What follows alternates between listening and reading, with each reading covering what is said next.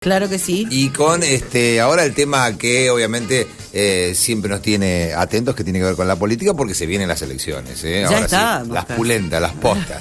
Esa que se definen. Ahora sí, el candidato que entra, el que vota es el que entra. Sí, señor. No es el que participa después. No, este ya se sienta después. Así que a votar ahora con toda la seriedad que esto significa. Y por eso que también tenemos nosotros la idea de traer siempre candidatos que nos acompañen y que vengan al piso, que nos cuenten un poquito cuáles son las ideas. Y hoy nos acompaña Javier Morroy, que es el candidato a concejal, en primer término, por Juntos, por el oficialismo local, digamos, y que, bueno, va por la reelección. Así que le damos la bienvenida. Javier, ¿cómo te va? Buenos días. Buenos días, ¿cómo Buen están? día. Un gusto estar acá. Bueno, igualmente recibirte, te costó un poco llegar, veo que No estás en estado. veo que el ascensor no respetó la jerarquía, digamos, dejó 2 pisos abajo. Pero bien. Mal ahí, ya arrancamos mal. No, para hacer algo de ejercicio, la mañana está bueno. Claro. Viste que no es solamente caminar en la calle, sino que también un poquito más de escalera hay que meterle. Bueno, ¿cómo viene la cosa? ¿Caminando mucho? Bien, bueno, hace un ratito te comentaba un poco que para quienes somos, digamos, oficialismo, tenemos la obligación y la suerte de gestionar y de gobernar. Un poco esto de las campañas es parte de un accidente, es Sí. algo más, porque uno está permanentemente, visitando barrios, instituciones, tratando de solucionar cosas, recepcionando pedidos, gestionando por un lado y en otro lado, hoy mi función actualmente como concejal, también sesionando. Yo sí he seguido sesionando con normalidad a pesar de las campañas, de las PASO, así que es sumar alguna cosita más que se acompaña. Igualmente también han sido campañas distintas, ¿no? Obviamente por la pandemia, por todo lo que hemos tenido que pasar, no hemos tenido actos masivos, ni digamos ese folclore o usanza histórica de cada una de las campañas.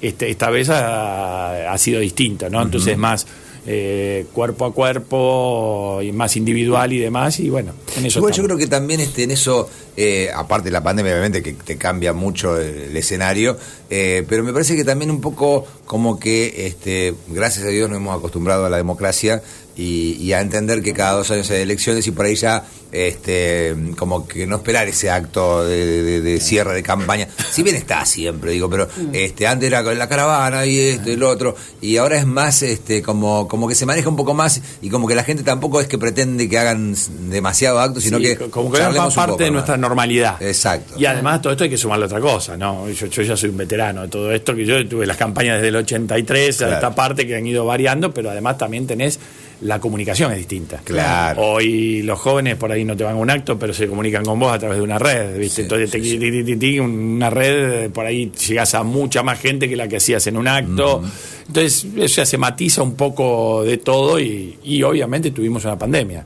Obviamente que hizo por lo menos la primera etapa con más notoriedad, en la cual obviamente no podíamos hacer reuniones muy masivas, todo restringido, tratando.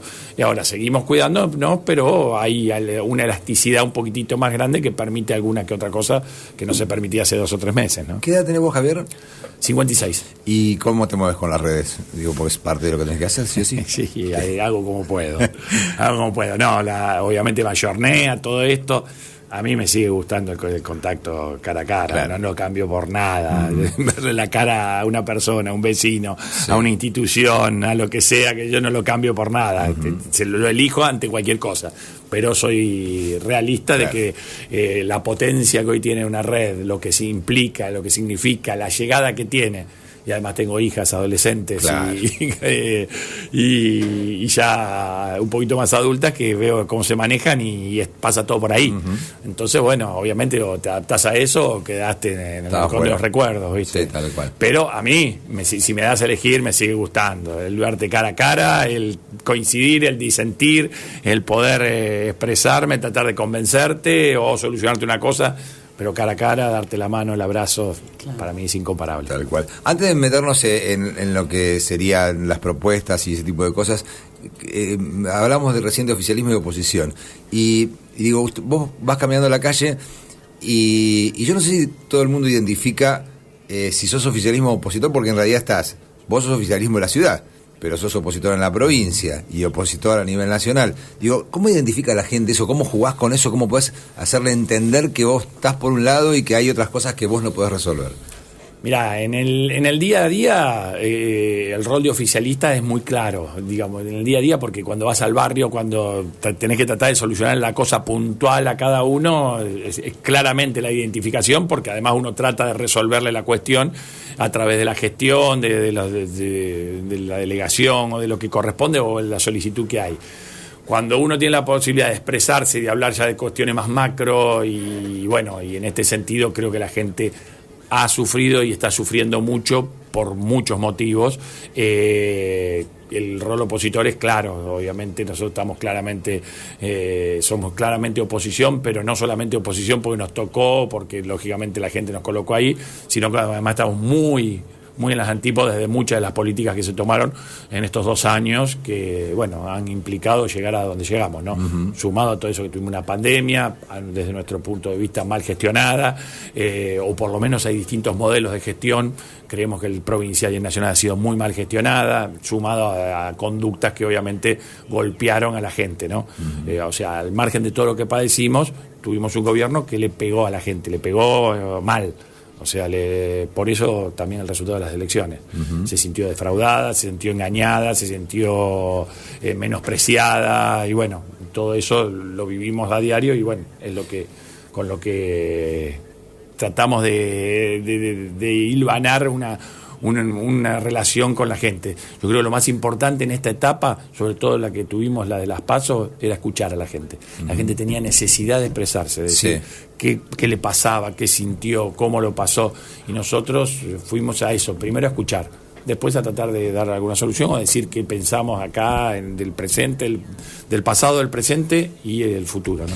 ¿Y cómo separa la gente esto de haber, vos decís que se gobernaron mal tanto a nivel provincial como a nivel nacional? Te preguntaré por qué, pero sería muy largo y no me gustaría que me digas cómo la gente analiza que si gobernó mal la provincia y la nación, ¿cómo gobernó bien o mal la ciudad, digamos? ¿Cómo entendió eso? El tema de la ciudad es más inmediato. Sí. Entonces tuvo respuestas a pequeñas pero grandes cosas para algunos. Entonces el estar, cuando el municipio llegó y le hacía el mandado a la persona mayor que no podía salir, lo entendió de esa manera. Cuando solucionaste alguna cosa en la puerta de la casa, lo entendió de esa manera. Cuando pusiste las luces LED, lo entendió de esa manera. Cuando el SAME te daba respuesta, lo entendió porque esa es la posibilidad de inmediatez. Lo otro por ahí era más con los medios de comunicación. O sea, veía o las medidas que te afectaban de una u otra manera. Cuando de repente vos ves que te cerraron las escuelas 1 año y medio, pero hacían fiestas en Olivos, para hacer un grotesco, ¿no? Porque obviamente es mucho más, una fiesta no implica, pero es muy fuerte. Uh-huh. Entonces digo, yo tengo a mis hijos con un montón de problemas, al margen de que la educación para nosotros era primordial. No hicieron ningún esfuerzo por tratar de ver cuáles eran las cosas importantes para la sociedad en el presente y en el futuro, y veían que se hacían otras cosas, se hacían reuniones políticas, se hacían reuniones sociales en algún sector que te decía haz lo que yo digo pero no lo que yo hago. Entonces eso fue muy fuerte. Uh-huh. Y lo del municipio tenía la posibilidad de tener más inmediatez, porque además considero yo, y también por lo que recibimos de la gente entendió que hubo un municipio presente, uh-huh, que llegó con la pequeña, como te decía hoy, son pequeñas cosas, pero para la persona que se le resolvía esa cuestión es algo enorme, claro, en ese contexto además difícil que nos tocó pasar, ¿no? Uh-huh. Veo que una de las charlas que están teniendo con los vecinos tiene que ver con la inseguridad. Estamos justamente ahora con hechos resonantes que, digamos, si bien el tema de inseguridad no es nuevo y sabemos que es un tema de difícil solución, porque inseguridad va a haber siempre, pero últimamente hubo hechos fuertes y sabemos que ustedes están caminando y obviamente es parte de lo que los vecinos reclaman. ¿Cómo juegan ustedes ahí? Digo, porque si bien la responsabilidad es más provincial, pero digamos, ustedes son la primera cara del mostrador.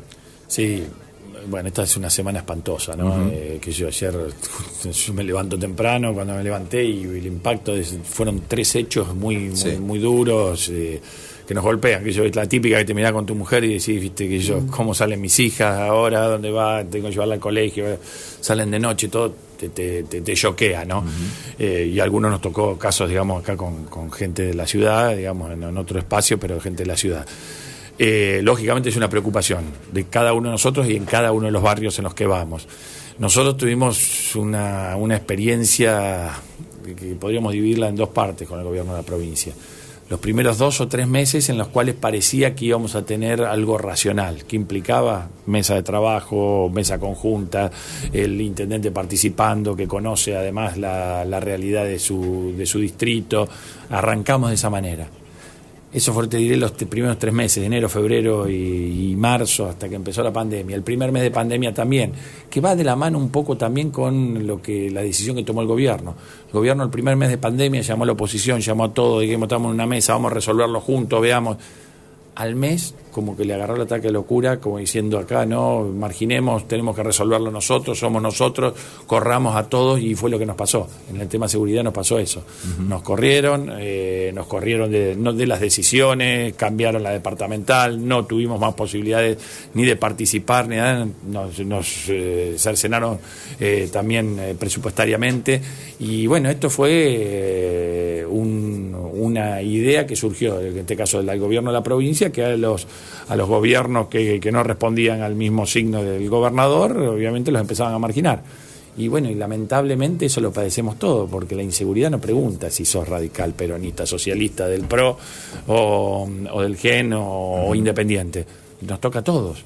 Entonces creo que son esos momentos que me parece que no supieron entender desde el gobierno provincial y nos marginaron. Nosotros bregamos por la posibilidad de volver a esas mesas de discusión, a esas mesas, digamos, para hacer tarea en conjunto, para tratar de elaborar planes conjuntos, porque los intendentes son generalmente los que conviven día a día con cada una de las realidades y saben lo que pasa, porque tienen el termómetro de los delegados, de la gente, del que está en los barrios, camina y te dice, mirá, acá nos pasa esto, acá venden droga, acá hacen esta otra cosa, acá falta policía. ¿Qué colaboración podemos hacer nosotros? Iluminar más, dar algunas medidas de seguridad, poner cámaras, pero más que eso no podés. Entonces necesitas sí o sí elaborar un plan conjuntamente con la provincia. Nosotros estamos todos los días, ahora pareciera que puede volver un diálogo, tal vez pudo haber sido el golpe de las elecciones, que yo que haya dicho, bueno, esto es otro el camino, y bueno, esperemos que se retome ese camino por el bien de la gente, ¿no? Con respecto a las propuestas, digamos, a lo que queda o lo que le ofrecen a los vecinos, pensando más en el Consejo Deliberante, en esta continuidad, digamos, porque vos ya estás trabajando, como bien lo dijiste, ¿qué propuestas le llevan a la gente como para tratar en el Consejo Deliberante o para que sea ordenanza? Mirá, nosotros actualmente estamos trabajando en un tema que es importante y es central, que es el Código de Convivencia, que es importante porque viene a reemplazar un código que tiene más de 35 años y que está más vinculado, digamos, a la falta, a lo casi pecuniario. Una discusión eterna, ¿no? La del código. Sí, eterna. Bueno, ya estamos cerrando. Más, hoy creo que despachamos la última comisión y lo tratamos en 15 días en el recinto. Así que ya va a ser una realidad para este año. Bueno, eso es algo de lo que estamos discutiendo y es importante porque tiene que ver con la vida cotidiana, ¿no? Sí. Y es importante porque arranca con una cuestión distinta desde el concepto, no es código de falta, vos te equivocaste, no, es un código de convivencia. De qué manera tenemos que interpretar la ciudad, que convivimos tantas cosas, tantas formas y seres distintos, y bueno, de qué manera convivimos para todos vivir un poquito mejor. Eso es lo que tiene que ver, digamos, que te decía, un poco con el día a día. Y nosotros, con respecto a lo legislativo que decimos, nosotros ya estamos trabajando y pensando en la ciudad de la pospandemia. Ese para mí es la discusión central. ¿Qué tiene que ver esto? Discutir la pospandemia. Hay costumbres que empiezan a cambiar. Algunas cuestiones, el tema del teletrabajo, por ejemplo, vino para quedarse, no totalmente, no al 100%, pero va a cambiar algunas cosas. ¿Qué implica esto? Que va a haber menos gente trasladándose de un lado al otro, tal vez.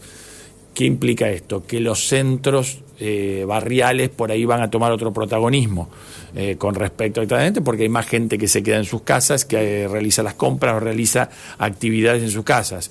¿Qué otra cosa nos deja la pandemia? Digamos, el modo de trasladarnos y transportarnos, buscar los espacios para las nuevas modalidades de locomoción, vinculados, digamos, sobre todo a bicicleta, monopatín, motito, bueno, todo ese tipo de cosas que implica también ir cambiando parte de la logística de la ciudad. El nuevo rol, que ha tenido un rol histórico, pero hoy es protagónico de nuevo, de los espacios públicos.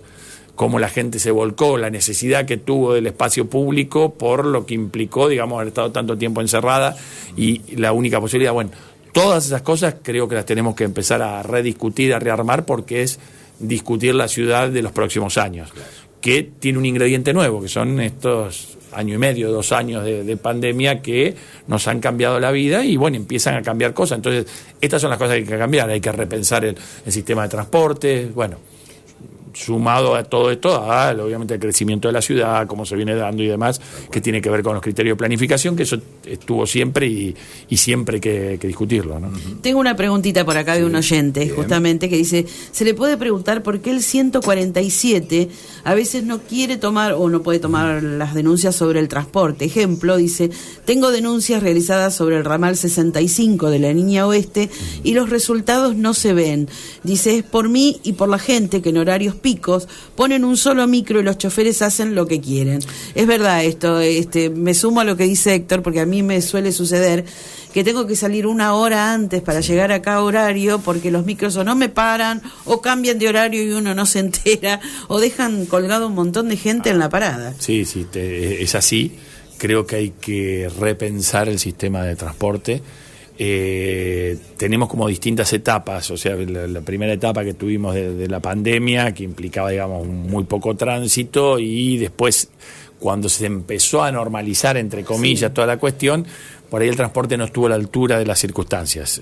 Había pocas frecuencias, muy cargadas, en algunos casos no se recomendaba no cargar, entonces te dejaban clavado en la parada, o sea, se está tendiendo a normalizar. Tengo entendido que hay más frecuencia, que está un poco mejor, y además lo he charlado con usuarios que me dicen está un poco mejor. Sí. Pero igualmente falta. El sistema de transporte hay que reestudiarlo.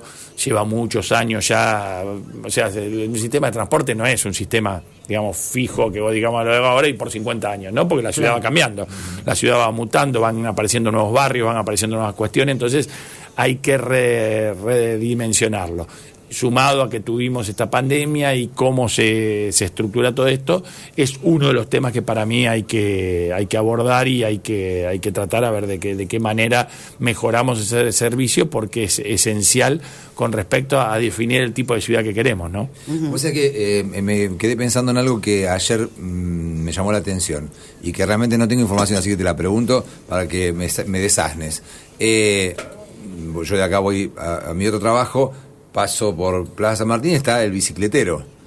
No hay más bicicleta. Digamos, ese sistema de utilizar bicicleta sigue estando. Sigue estando, o sea, no tiene la dimensión ni las cantidades que quisiéramos. Obviamente iremos incrementando.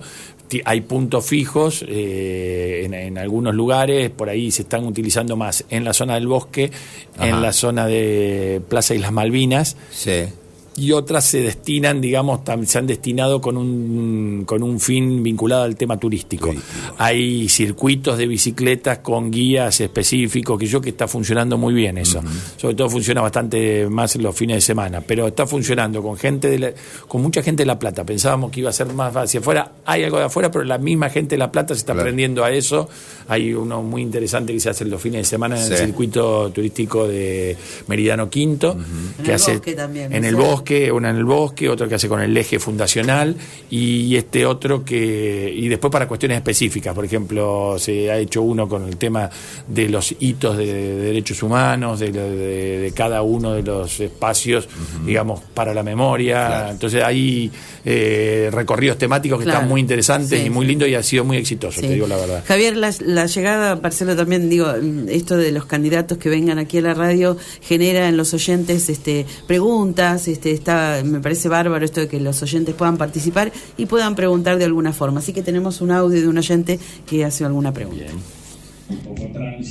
Hola, ya que hablan del 147, yo he llamado, vivo hace pocos meses en esta zona de 13 y 529, y toman la colectora, sobre todo de este lado, la que baja de la autopista, como pista de carrera. Y no solamente las motos, los autos, los camiones, los micros, los de larga distancia, todos. ¿Podrían poner lomas de burro cada tanto? Porque sé que los vecinos acá ya han reclamado, pero veo que no pasa nada. A ver si lo pueden hacer. Hay muchos niños que van a las escuelas, hay mucha gente mayor en esta zona que cruza obligadamente la calle 13 para hacer compras. Y la verdad, da miedo hasta dejar los coches estacionados en los márgenes de las calles por cómo pasan. Así que si tenemos coche, los subimos a las veredas para precaución, porque la verdad es un desastre. Si pueden hacer algo, el 147 dice que no puede y si no, no te atienden o se corta la comunicación. Es un tema complejo, ya me lo han manifestado algunos vecinos de la zona, es uno de los ingresos a la ciudad en el cual a veces ingresa a importantes velocidades. Uh-huh. Se está implementando un sistema vinculado al tema del tránsito y a los excesos de velocidad y demás, que tiene que ver en parte, digamos, con lo que se empezó a implementar ahora, que es la grúa, que simplemente el sistema de grúa es para levantar aquellos autos que están mal estacionados en situaciones específicas, tales como garajes, rampas sobre todo, o ramblas o sobre la vereda, y se está implementando, que va a tener implementación definitiva ya con multas concretas, digamos, en el mes de diciembre, el tema de la fotomulta y los radares de velocidad y todo esto, sí, porque en algunos casos son situaciones problemáticas, sobre todo la circunvalación, claro, y los ingresos a la ciudad, en el cual la gente no toma las precauciones que tendría que tomarse. Ya me lo han planteado vecinos de la zona, ajá, con respecto a las colectoras de calle 13 que vienen, sobre todo el que entra a la ciudad, que viene ya embalado, claro, digamos, claro, del distribuidor o algo así, y bueno, es un tema complejo, pero se está trabajando en este tema. El tema reductores en algunos lugares es recomendable, en otros no. Bueno, claro, eso son cuestiones más técnicas y viales que bueno, habrá que ver si es viable. Tenemos otro audio. ¿Otro más? Adelante. Buen día, Omar, taxista de la ciudad. ¿Qué piensa hacer con el transporte ilegal si llega a ser concejal? Ya soy concejal. El tema es alguno de los temas que tratamos de ahora con el tema del Código de Convivencia, que tiene que ver con la ilegalidad de un montón de acciones económicas, que desde luego es el transporte ilegal, es uno de ellos, y también el comercio ilegal, y hay un montón de situaciones que en parte se incrementaron de alguna manera, digamos, con la pandemia, en algún sentido. Uno podría entenderlo por la drástica situación que han tenido muchos, que se han quedado sin ingresos, sin trabajo, sin posibilidades, y bueno, y han aplicado algunas cosas. No es justificable esto, ¿no? Pero sí uno pudo tener un grado de tolerancia un poco más grande con respecto a un montón de cosas debido a la situación particular. Pero obviamente que tanto el transporte ilegal como la venta ilegal, como la competencia desleal en todo esto, son cuestiones que están tratadas en el código, que son que deben ser penadas, y que lógicamente no pueden tener lugar desde el punto de vista de la legalidad. O sea, es inaceptable para nosotros en este sentido. Obviamente se han hecho, es más, la semana pasada se han hecho unos cuantos operativos vinculados sobre todo al transporte ilegal, porque va más allá de la ilegalidad que se comete o de alguien que no está tributando y demás. Tiene que ver con los riesgos. Claro.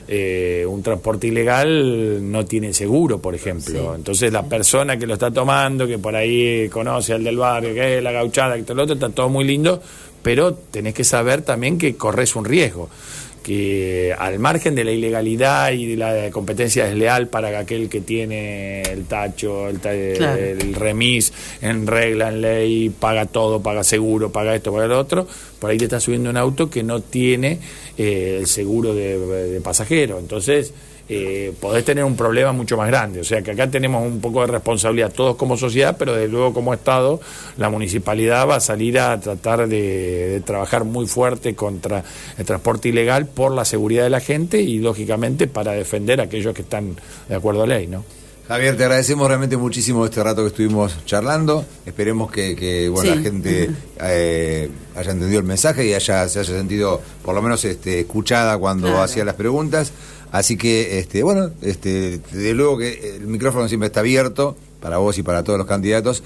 Cuando quieran, no hay ningún tipo de problema. Y bueno, seguir caminando entonces. Seguiremos caminando, yo estoy a disposición, siempre me gusta tener estos encuentros porque a través de la radio se da estas cosas Claro. con el vecino, porque uno puede estar haciendo la actividad, laburando en el tacho, con la radio prendida y tiene estas cosas, entonces levanta el tubo y dice, che, le voy a decir esto a tal o cual dirigente y esto es importante porque te mantiene cerca a la gente, así que les agradezco esta posibilidad. Al contrario, un gusto para nosotros y bueno, Lo mismo. nos estaremos viendo. Bien. Éxitos. Estuvimos con Javier Morroy, candidato a concejal, ya concejal, sí, pero candidato a concejal a renovar su banca, ahora en las elecciones del 14 de noviembre. ¿14, no? Sí, 14 de noviembre, ya no me acuerdo ni cuándo. 14 de noviembre.